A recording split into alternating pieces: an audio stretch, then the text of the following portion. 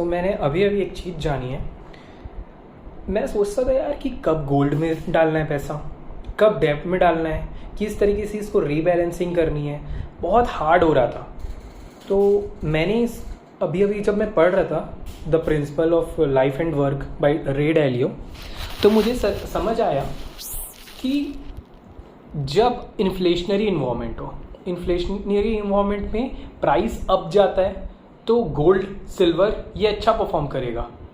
Gold और silver, मैं यहाँ पर दो चीज़ बोला हूँ, इस पर ध्यान देना, क्योंकि सिल्वर आजकल आउट परफॉर्म कर रहा है गोल्ड को।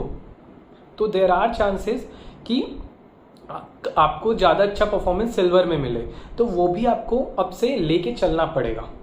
और अब मुझे समझ नहीं आता था यार डेब्ट कब अच्छा परफॉर्म करेगा। तो वो कब करेगा? जब डिफ्लेशन चल रहा हो। डिफ्लेशन मतलब जब प्राइजेस नीचे जा रही हो।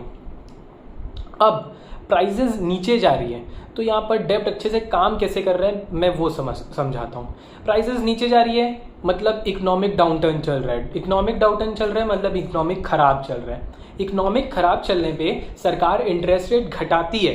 इंटरेस्ट रेट घटाने के कारण जब मैं डेब्ट इशू किया रहेगा, सरकार फॉर एग्जांपल डेब्ट इशू की थी 10% में कोई चीज़ की, तो अब उसकी इंटरेस्ट रेट कम आ चुकी है, बट वो कूपन रेट वो फिक्स्ड होता है, वो 10% ही मिलेगा। तो उसके कारण अब उसकी जो रियल बेस प्राइस थी वो ऊपर जाने लगेगी ताकि वो इस इंटरेस्ट रेट को मैचअप कर पाए।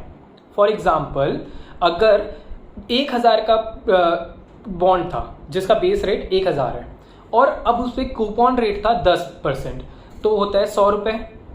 अब हम लोग मान लेते हैं कि इंटरेस्ट रेट 1% आ चुका है, लेकिन अब मतलब समझ ले अब सरकार इशू करेगी तो कितना होगा, उसको 10,000 के बाय करने पड़ेंगे तो जाके उसको 100 रुपये मिल पाएगा। तो मतलब जो अभी चल रहा है जो 1000 का था उसकी वैल्यू 10,000 हो जाने वाली है। समझ रहे हैं? 10,000 का 1% कितना होता है? 100 रुपये। कैसे कैलकुलेट किया? 100 × 100। तो इस तरीके से कैलकुलेट कर लिया मैं एकदम आसानी से। तो इसीलिए जब इंटरेस्ट रेट बढ़ता है तो उस बॉन्ड की बेस प्राइस कम आ जाती है। बट इंटरेस्ट रेट जब घटता है तो बॉन्ड की प्राइस अप आ जाती है। तो ये हमको समझना पड़ेगा। अब नॉर्मल हमें कैसे मालूम चले कि इंटरेस्ट रेट बढ़ भी सकता है या घट सकता है? किसी को नहीं मालूम है ना कि कब इन्फ्लेशन होगा कब डिफ्लेशन होगा। तो आप क्या कर सकते हैं मैं वो बताता हूँ। आप गोल्ड और डेब्ट दोनों में आधा आधा, ये रे डैलियो ने भी किया था जब उसको समझ नहीं आ रहा था कि मैं अब सरकार इंटरेस्ट रेट घटाएगी या मनी प्रिंटिंग बढ़ाएगी, वो करेगी क्या, किस तरीके से इकोनॉमी को होल्ड करेगी या घटाएगी। अब पहले मैं ये समझाता रहता हूँ, इंटरेस्ट रेट घटाएगी या मनी प्रिंटिंग बढ़ाएगी। इंटरेस्ट रेट अभी डिप्रेशन चल रहा है, कोरोना वायरस नहीं चल रहा है, कोरोना वायरस डिप्रेशन नहीं था, कुछ ऐसा मार्केट चल रहा है जो बहुत खराब है।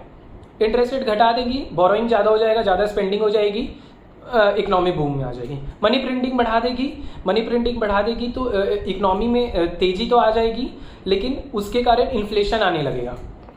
दोनों के अलग अलग कॉज एंड इफेक्ट्स हैं। मनी प्रिंटिंग बढ़ा देगी तो क्या होगा, लोग जाके स्टॉक्स खरीदने लगते हैं। अगर इंटरेस्ट रेट घटा देगी तो डेब्ट के प्राइस बढ़ने लगेंगे। यहाँ पर स्टॉक्स और इन्फ्लेशनर जो भी इन्फ्लेशन को बीट कर सकता है वैसे एसेट खरीदते हैं, जो कि होता है गोल्ड, स्टॉक्स और इसी तरीके की चीज़ें। तो मनी प्रिंटिंग में गोल्ड बढ़ जाता और अगर इंटरेस्ट रेट घटा देती तो डेब्ट बढ़ जाता, इसलिए उसने दोनों खरीद के रखा। तो इस तरीके से आपको खुद पे खुद इवेल्युएट करना पड़ेगा और एक अच्छा फंड मतलब एक अच्छा क्या बोलते पोर्टफोलियो बना सकते हैं। Thank you.